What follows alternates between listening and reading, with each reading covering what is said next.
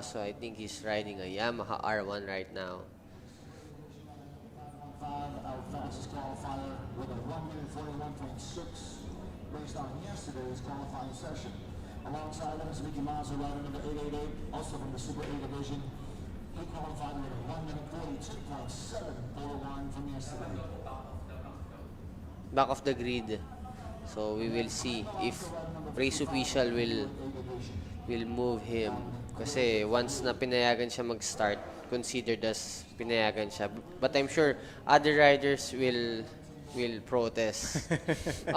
Because it's on the rules eh. Yeah. Once na masarahan ka sa grid, yun talaga yun. Well, they haven't. Yeah. I guess they're gonna let him go. Visors are down, the lights are on. And they're off. Another great start for Clyde Relativo. And you can see John Timbol improving his position once again. And Mickey Maso now leading the race. So makikita natin ano ba, dadagdagan ba yun ng seconds yung final time, or I don't know. We'll wait for our race officials. So Mickey Mazzo, who was not on the starting grid on the original start of this race, when it was restarted, he finally made it to the grid at P2, and now he's at P1. So sabi mo nga kanina, Raniel, yung mga ilang racers dyan, probably not too happy about that development. Yeah. And that's 20 riders. And Clyde Relativo has dropped back a couple of spots here now. He's at P4. Siguro nagkaroon siya ng problema sa start. So Mickey Maso is now followed by Clint Nolasco riding a Kawasaki ZX-10, followed by John Timbol riding a Ducati Panigale V4. That's our top three. See the top three on your screens right now. The back of BRC.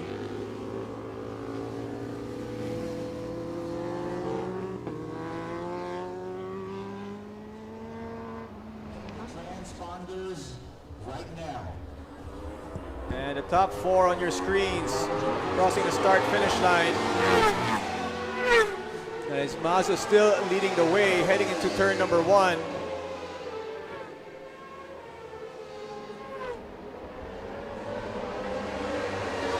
Clyde Relativo, you saw him in the bottom of your screens there a while ago in the black leathers, and bouncing around a little bit too much for his liking. Sabi nga niya, di ba kanina, na hindi siya familiar dito sa BRC, so maybe that inexperienced circuit is being a factor. And now Clint Nolasco's leading the race. Overtook Mickey Maso going in turn 2. So we've seen a couple of position changes already in this sprint. Sabi nga ni Raniel, this is only 7 laps to go after the restart. And now it's only 5 laps to go. And at least maganda, dikit-dikit yung top 4 riders natin. I'm sure Clyde Relativo will still try to be on the podium spot. If not, get the top spot.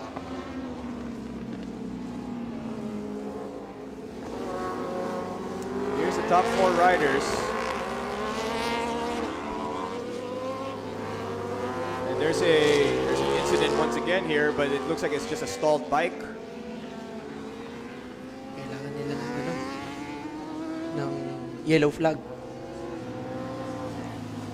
So Clyde Relativo is still trailing behind John Timbol. I think he's struggling on the back part of the track.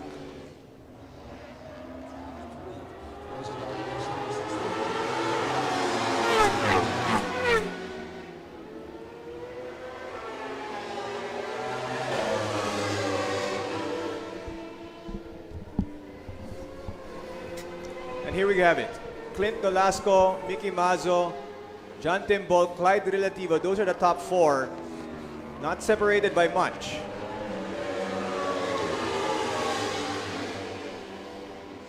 And we have a back marker there being passed right away.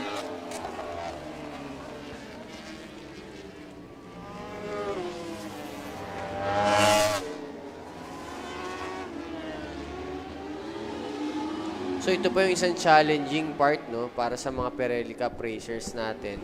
So ito yung mga enthusiasts natin na naging ultra competitive na. Pero of course, racing, you need to overtake on a certain position. So if bago sa'yo yung experience na yun, yun yung magiging delay kung saan ka overtake dito sa Batangas Racing Circuit na medyo talagang technical yung track.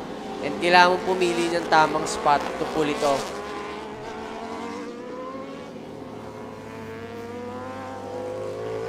Pirelli Cup started with 21 racers on the grid. We lost one early in the original part of this race. So there should be 20 racers on the grid right now. And we're still waiting, no? Kung ano mangyayari dun sa decision kanina sa change ng starting position. It's Nolasco followed by Mazo, John Timbol, Clyde Relativo, Renzi, Ralph Andre Locinario, and Kurt Matibag. It's your top 8.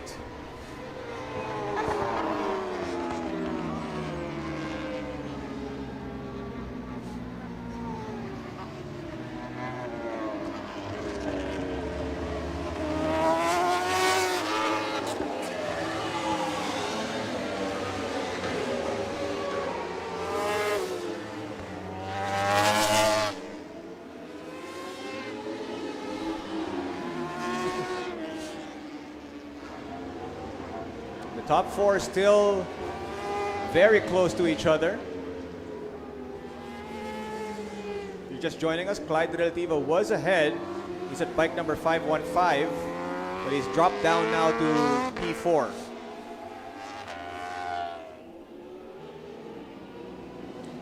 And that is bike 55, Clint Nolasco leading the pack using a BMW.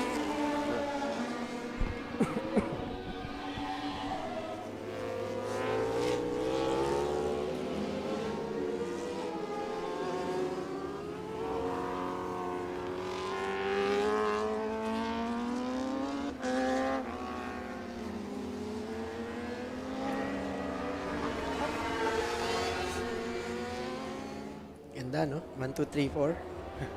Parang dikit-dikit eh. It's not far.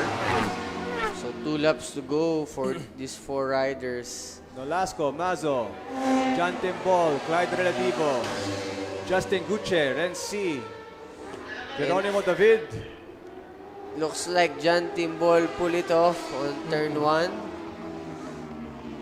Getting the second position from Mickey Mazo, riding his Ducati Panigale V4. So you have a BMW up ahead, followed by a Ducati.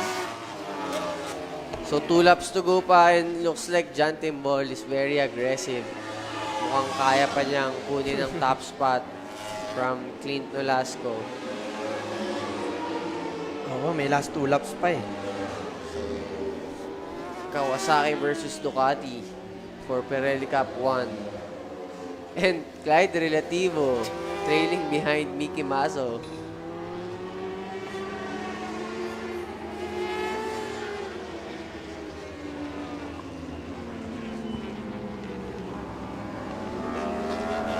And now we have a lot of back markers. And mukhang makaka-apekto to sa lead ni Clint Nolasco.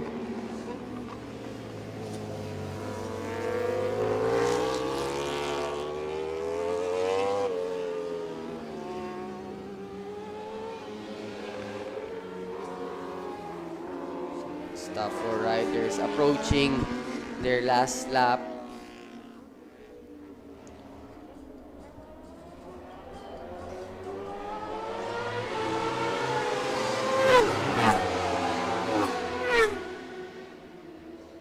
It's Nolasco, John Timbol, Mickey Mazo, Clyde Relativo, top 4, Renzi number 5, Justin Guche number 6. And Clint Nolasco just set the best time for this race, 1 minute 42 seconds.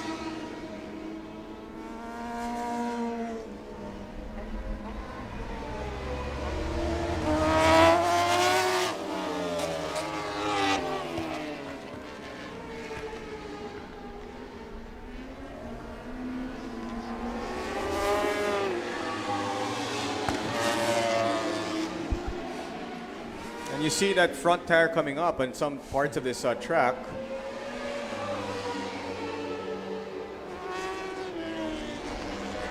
Ayan, another back marker going to casino turn. There's a little bit of traffic now. You've seen a couple of back markers already being passed. But Nick Velasco not bothered by it. And John Timbol's running out of corners to overtake.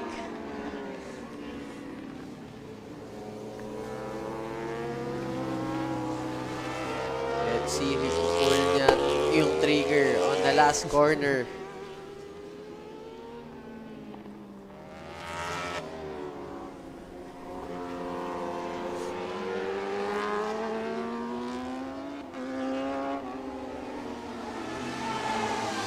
And there's the checkered flag. Let's wait for the official results. Let's see if the race directors will penalize Mickey Mazzo, but no, he is in P4. Clint Velasco wins it. John Timbol number 2, Clyde Relativo number 3, Mickey Mazzo number 4. Followed by Justin, and then Ren C, then Geronimo David, and finally Ralph Andre Loquinario.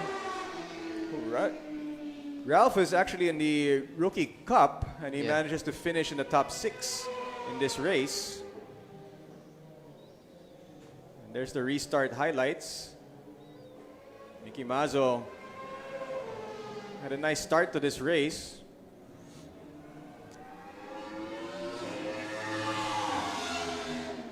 Until Clint Velasco finally took it from him.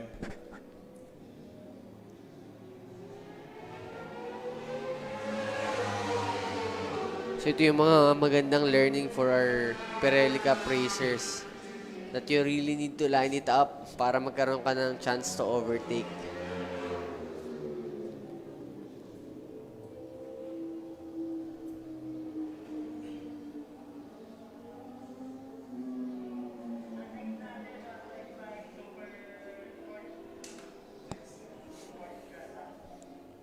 So this is the Pirelli Cup Group 1, Race 1 that it just ended. And then coming up next, we have the Race 1 for the 155 Super Sport and Sport class. The youngsters.